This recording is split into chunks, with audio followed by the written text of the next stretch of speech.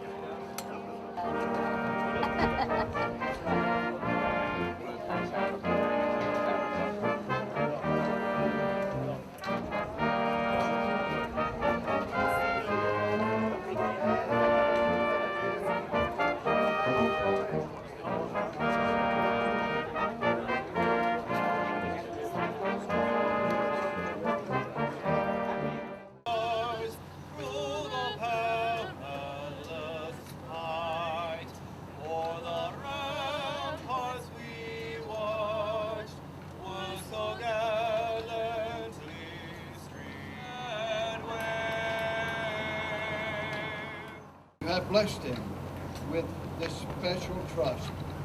So we ask that you also protect him as he goes forth in the role of general to rule. Dear Lord God, we thank you that we can be present for this great event in the life of LapThe, Flora. This is our prayer in your holy name. Amen. Good morning. Good morning. It's great to see everybody here today. Let's try that again. Good morning. Good morning. There we go. Again, great to see everybody here. Ladies and gentlemen, special guests, and there are many here today. I'll invoke my Australian friends, all protocols observed. So today, we focus, at least this morning, on Colonel LapThe Flora. After becoming a part of the Flora family in Roanoke, he completed his high school education in 3 years and went on to attend Virginia Military Institute, where he earned a Bachelor of Science degree in 1987.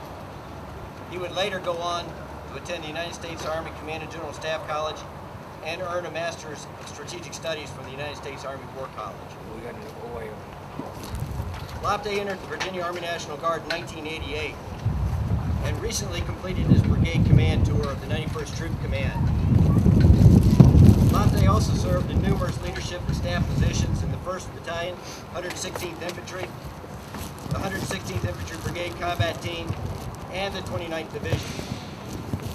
Furthermore, he served as a senior advisor to the Commanding General, Afghan National Army Ground Forces Command, and has successfully completed 3 overseas deployments.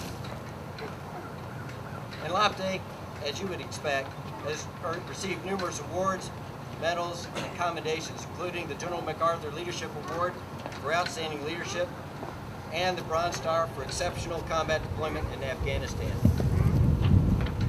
In his civilian realm, LapThe is a Senior Applications Engineer with Harris Night and Vision Communication Systems in Roanoke. And this is an amazing thing to me. He holds 6 patent awards related to ground and aviation night vision goggles.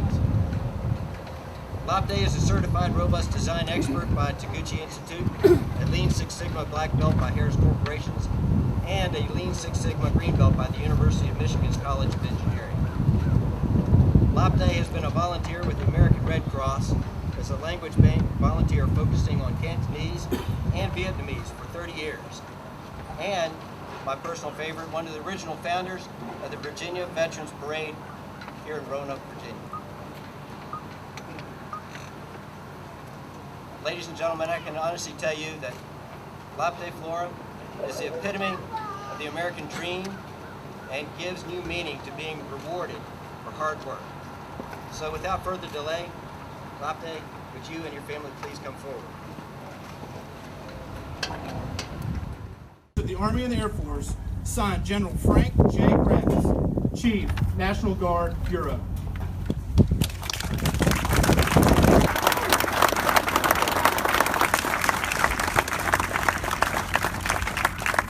Brigadier General Flora's wife, Twee, and daughter, Christine, will now place the one-star insignia, Brigadier General, on his uniform and beret.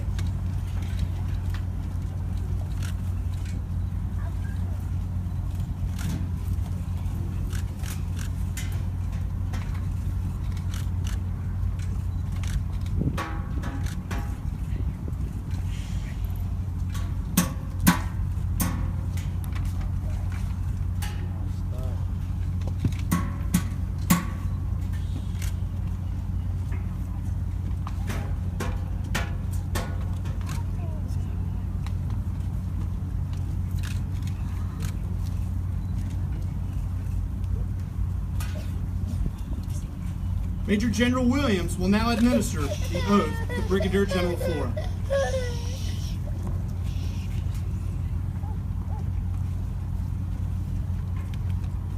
Right hand.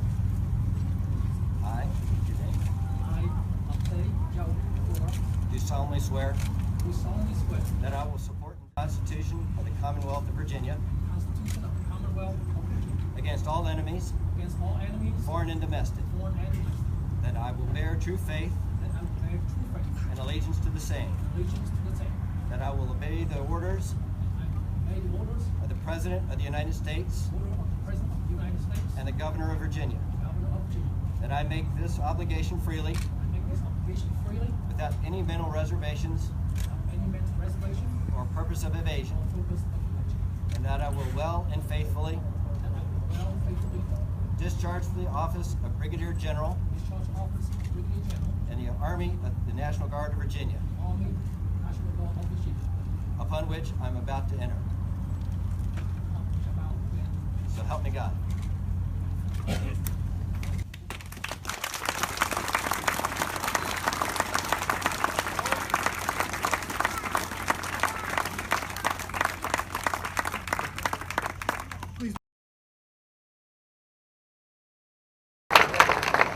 Please be seated.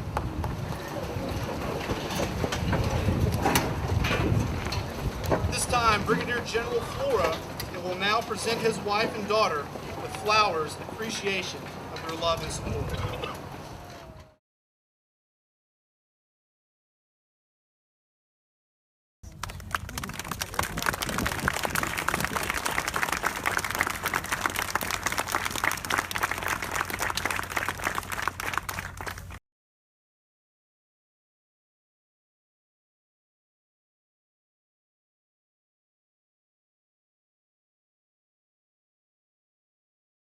Good morning. Morning. Major General Williams. Sir, thank you so much for the kind, generous introduction. And also thank you very much for hosting today's ceremony. I am immensely grateful for this appointment. And I will do my utmost best to fulfill this responsibility with both honor and humility. Now, before I begin my remark, I would like to thank several individuals, actually quite a few, that really put this whole event together. First, I would like to thank Major Lindsay. He's not only the MC today, but he actually the project lead for the whole thing, trying to synchronize everything, all the resources. Folks need to get to where we need to be and all that good stuff. Thank you so much. And then to Mr. Martin Limi, is the director of this facility here. Really appreciate the foundation allow us to have this event in this wonderful place. And then I would like to thank Frank Dillon. I know he worked very hard to try to secure this place for us. The 29 Army Band, Manson Major Motley, Major and Mrs. Blevins. telling you. Major Blevins sang the national anthem on my change command when I was a battalion commander. And when we deployed to Kosovo together, his wife sang the national anthem on our departure ceremony. Now it comes full circle. Great job. What a talented family. Major Sheldon, Chief Robinson, Captain Terry, Command Sergeant Major Kaiser, Miss Hollow Sullivan, my colleagues from Harris, John Morsico. If you take a look at that program, that's a first class. She designed it, put it together, put it out 300 plus. So great job there, Jordan. Really appreciate that. Last but not least, I want to thank Lieutenant Colonel Benoit and his 276 engineer team. They had a couple dozens, came out here the night before, set everything up, spent the night, and showed up at 07 this morning to make sure everything worked properly. So thank you guys, really appreciate it. Deputy Secretary Victoria Cochran of Public Safety and Homeland Security, welcome ma'am. Major General Retired Long, Brigadier General Retired Scott, Brigadier General Mercer, Brigadier General Griffin, Brigadier General Heiskinen, Brigadier General Eppley, Command Sergeant Major Johnson, Palau, Colonels, Sergeants Majors, distinguished guests, family, friends, fellow citizen soldiers, and ladies and gentlemen of the press. I am blessed beyond belief to see so many of my dear friends and families here today. I wish I had all the time this morning to really go and thank each and every one of you individually. There's so many wonderful stories, so many of you that have tremendous amount of impact in my life. For example, I have my first English teacher here, Mary. Now, for those of you who try to teach a foreigner how to say sheet,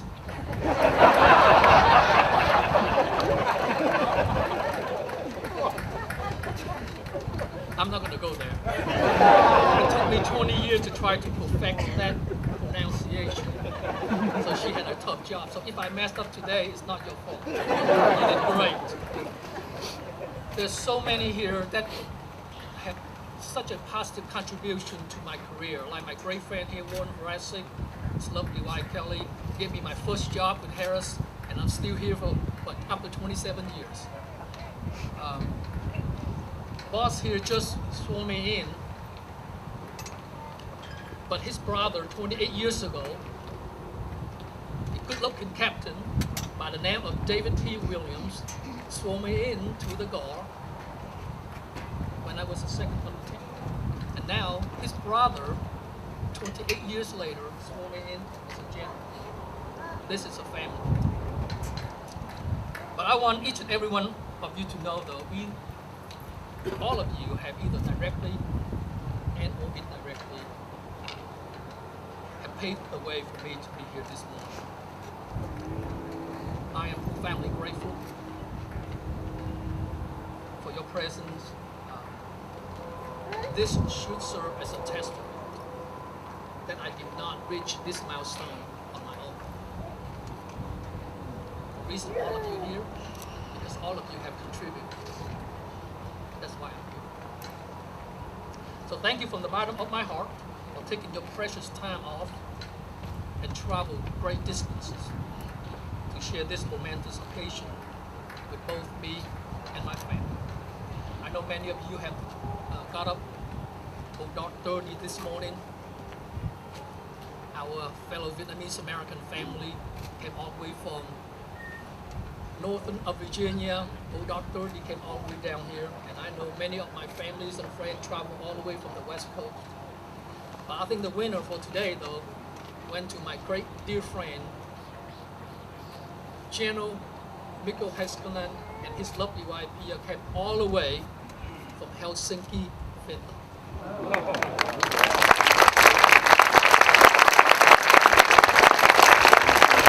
and I were Iron Major, if you will, during our first deployment in Bosnia. And those were very difficult time, as you know, for our country during the September 11th. Actually, he and I, in the office, and watched the entire event unfold. And for pretty much the next 6 months, he was my battle buddy to make sure I'm okay, and as I tried to comfort my wife and my 1-year-old daughter, thousands of miles away from home. How can you comfort your wife when at that time, I'm sure you all remember, after the attack and then the anthrax afterward, my wife said, "Honey, what do you want me to do?" Here I was, thousands of miles away. I said, "Honey, just get down in the basement, watch the news, turn off all the air conditioning, and take all the window." I mean, what can I tell you? You're talking about helpless situation that your family had to do. But my battle buddy here watched me to make sure I was good to go and traveled quite distant to be here. Thank you very much, people.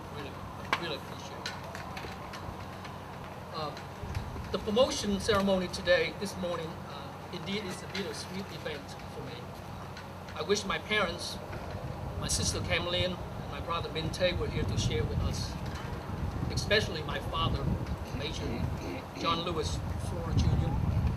of the 160th Infantry Regiment of the 29th Infantry Division that landed on Omaha Beach, Normandy, France, 72 years ago today. I know he and my mom, Audrey, watching from heaven with amusement and pride that the little pool refugee that they had adopted is now an American general. I am keenly aware of the historical significance of today's ceremony, and I am deeply grateful for the honor and recognition. But today's event should serve as an affirmation of faith in the American dream. The possibility in this great country is endless. The American dream is real.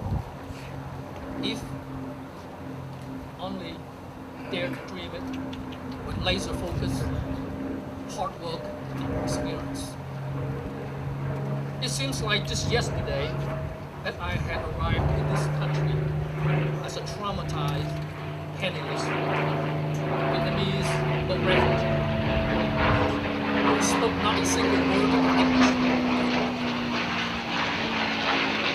But what I had then and still have to this day is a burning desire and a tremendous amount of gratitude to give back to my adopted country, the United States of America, for her priceless gift of freedom and the second chance in life. There are no words in any language that can adequately describe the euphoric moment that I felt when I first landed in this country. And thus, ladies and gentlemen, without a doubt, this is heaven on earth. So to all my fellow Americans, I thank you from the bottom of my heart for your generosity, your empathy, and courage for welcoming us, both people, into your communities as your neighbors, friends, colleagues, comrades, and fellow citizens. And to our veterans, especially the Vietnam veterans in the United States and the Vietnam veterans of the Republic of Vietnam. To all of you, we owe a great debt, one infinitely larger than can ever be repaid. My fellow veterans, you are guardians of peace, the bulwark of liberty, and the beacon of light for those in dark places.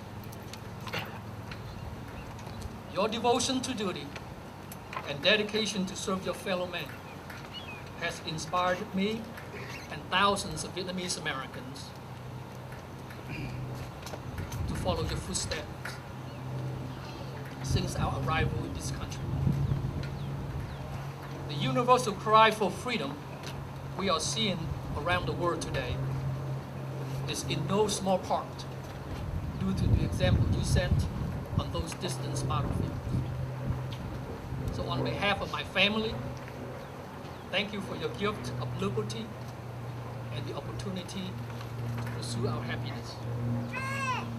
Your patriotism, sacrifices, and selfless service to defend our Constitution and to preserve the freedom and our way of life is honorable and appreciated. We will never forget you. There is a proverb in Vietnamese that says, ăn trái nhớ kẻ trong cây, which loosely translate to, as you enjoy the fruit, always, always remember the people who planted. Major General Williams, sir, with your permission, I would like to express my sincerest appreciation and admiration and respect in Vietnamese to veterans of the Republic of Vietnam and their families for the sacrifices and bravery during the war and the atrocity committed during the occupation against them. Kính thưa toàn thể quý vị và các bạn, tôi chân thành cảm kích và lấy làm vinh hạnh có sự hiện diện của quý vị trong buổi lễ hôm nay. Đặc biệt đối với những cựu quân nhân quân lực Việt Nam Cộng Hòa, tôi xin thành thật có vài lời để tri ân họ. Qua sự hy sinh cao cả và chiến đấu dũng cảm, bất khuất và kiên cường để bảo vệ toàn vẹn lãnh thổ, cũng như duy trì an ninh cho toàn dân trong suốt hơn 20 năm. Và đồng thời, tôi xin nêu lên niềm cảm phục của tôi qua sự kiên trì chịu đựng trong bao năm lưu đày khổ sai, khốn khổ và ly tan của các chiến sĩ, cũng như gia đình họ sau cuộc chiến tranh. Một lần nữa, tôi xin cảm ơn quý vị hiện diện hôm nay và kính chúc quý vị một ngày tràn đầy vui tươi và thoải mái. To my dear friends, brothers, comrades, and colleagues, thank you for your friendship, guidance, support, and encouragement. I could not have gotten this far without all of you. As people would say, it took a village to raise a child. But in my case, it took a nation to raise this general. I am very grateful to all of you. To my fellow citizen soldiers, I am so humbled and honored to have served with you, many of you, for over 28 years. I am equally thankful for those valuable lessons and personal counsel. All of you have contributed significantly and are truly responsible for me being here this morning. For that, I am eternally grateful. The greatest honor for me when wearing this proud uniform is not the star on my shoulder or the ribbons on my chest, but having the privilege to serve with you all, the most dedicated, talented, patriotic Americans of our generation.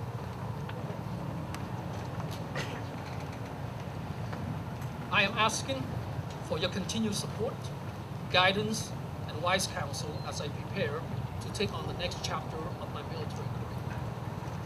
Military promotion is not to award your past performance, but is an investment for your future endeavor. I am also equally appreciative of the National Guard. It provides me the unique honors to protect my countries in time of war, and also provide me the opportunity to serve my communities in time of peace, and still allow me ample times to fulfill my civilian aspirations. Furthermore, I truly believe and must attribute much of my civilian success today to this professional organization where teamwork and character are non-negotiable. The National Guard is truly the best kept secret institution in our country. So to my outstanding employer of 27 years, start out as ITT Night Vision, and we transformed to Excellus Night Vision, and now Harris Night Vision. I am so grateful for them, for their support of my military career for the past 27 years that I with them, especially the 3 overseas deployments. I know it was tough, but they did it for me. Very grateful for that. So I'm asking, as I take on this new responsibility, and hopefully they will provide me the same level of generous support and encouragement. And to all my families, I thank you for your love, guidance, and encouragement. I would not have made it this far without your steadfast support, especially, once again, during my deployment. And to my dear wife, Tweet, my partner, my soulmate, there are no amount of flowers or words that can adequately express my love and appreciation for what you have done and continue to do for both me and Christine. Like so many military spouses, you are the unsung hero who altruistically work behind the scene to make her husband look good. Just imagine, all of us know who landed on the moon, right? How many of you out there know the people who actually built the spacecraft that took Armstrong up in the moon? You better have, right? The spouses, those are unsung heroes. You selflessly give up a promising mechanical engineering career with ITT Night Vision to be a stay-at-home mom, to watch over the home front. You have survived 3 deployments and experienced stress that no spouse should have to endure. As I mentioned earlier, during September 11, I was in Bosnia. My poor wife with a young daughter stayed home all by herself. My second deployment, telephone call, honey, the pipe cracked, overflow toilet all over the kitchen. My third deployment, well, honey, the tree fell on our driveway. For whatever reason, maybe they try to tell me something, I need to just stay home. Those endless days of being away from home, training, deployment, countless of hours of professional military education, meetings, conferences, took me away from you and Christine. But the comforting about this is to know that I have your unconditional support. As you told me when during my last deployment to Afghanistan, military separation, combat stress, just a very small price to pay for the liberty we enjoy every day. So I love you, and thank you for your patience and encouragement. Lastly, before I close, I would like to end with a quote by John F. Kennedy that said, "As we express our gratitude, we must never forget that the highest appreciation is not to utter words, but to live by them." So this quote, I believe, encapsulates the truest meaning of gratitude I have toward every individual who has made a profound impact on my life and continue to support me both in my endeavor and accomplishment. Again, thank you so much for coming, and God bless. Please direct your attention to stage left. The Army authorizes individual flags to those who warrant them by virtue of their office. The United States Army has incorporated the use of flags to signify the presence of the general officer. This flag is being unfurled by Colonel Flora's sister, Christine Coulter, and Command Sergeant Major Henry Mott. It signifies the presence of a general officer and will be present at all official military functions attended by General Flora and will be visibly displayed in his office.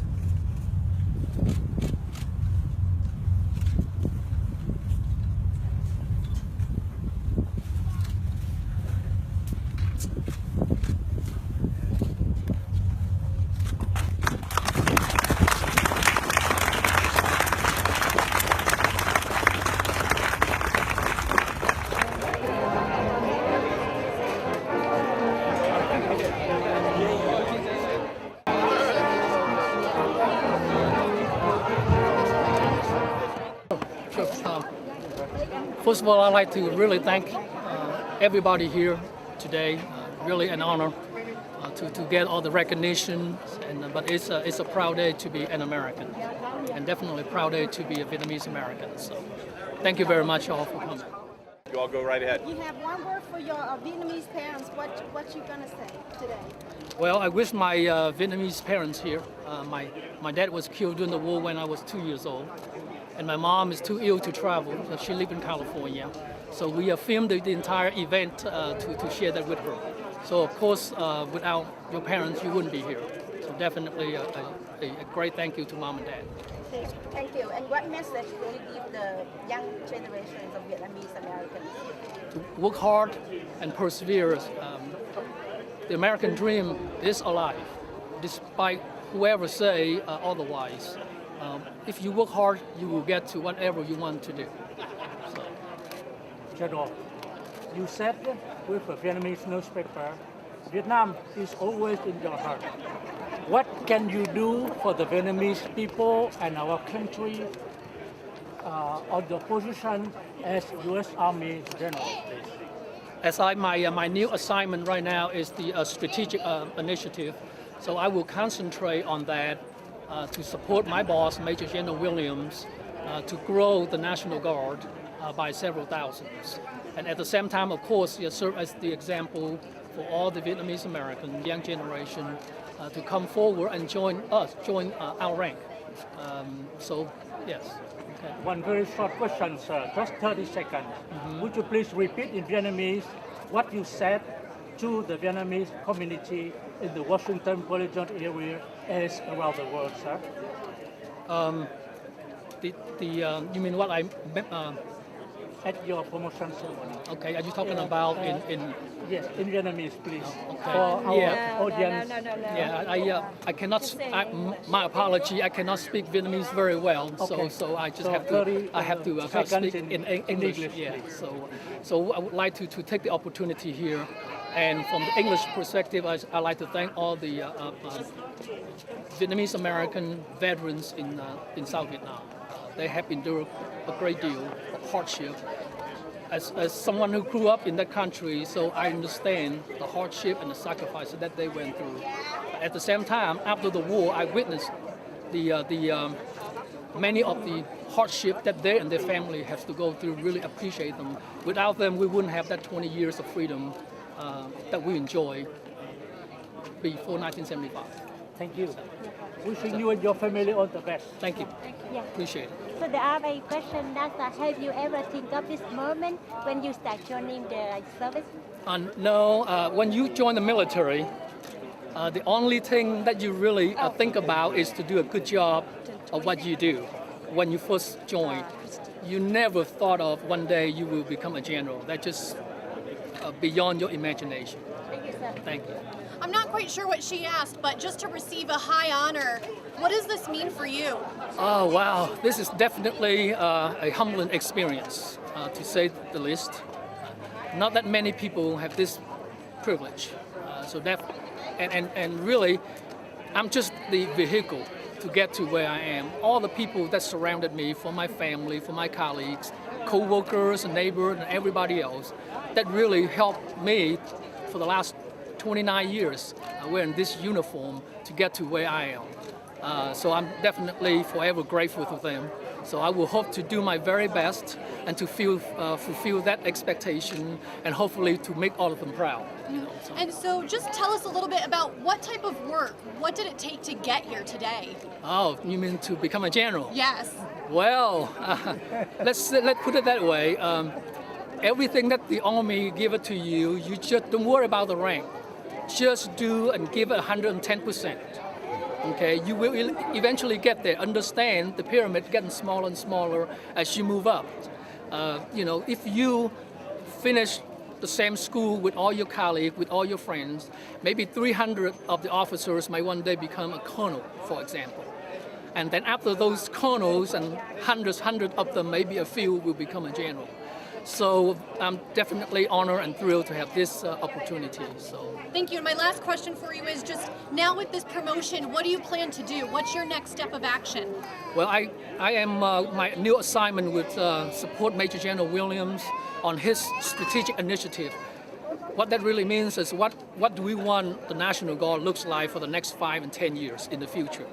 Okay, so our immediate goal right now is to grow our National Guard by 3,000 troops, and we can do that. And I will help him to make that happen. We will work with all the key people to really hopefully we'll get all the resources and talk to whoever that's willing to listen to come join us. The National Guard is truly an amazing organization, a professional organization. So. Okay, we got one more. Tim, did you have one? I do. How you have mentioned that you are a citizen soldier, as all National Guard soldiers are. How will you balance this important leadership position with the work that you do in your private life? That is a very, very good question. As the National Guard officers, we typically have all the same requirement as active duty. So most of the tasks and the requirement that you have to do pretty much on your own dime, if you will, in the evening, on the weekend. And then, of course, you want to do well in your civilian job. Of course, you have to do a very good job there. So you try to balance that. The people that really suffer really is your family. So, without family, there's no way that any successful citizen soldier can able to balance both military and the civilian life. General, a last question. Sure. Strategically, what do you think about the recent visit of President Obama to Vietnam, and how would that impact the liberty word that you kept saying during your speech today? Well, it seemed like from the press that I've seen, it seemed like he has a pretty successful visit, and hopefully we will continue to develop the relationship.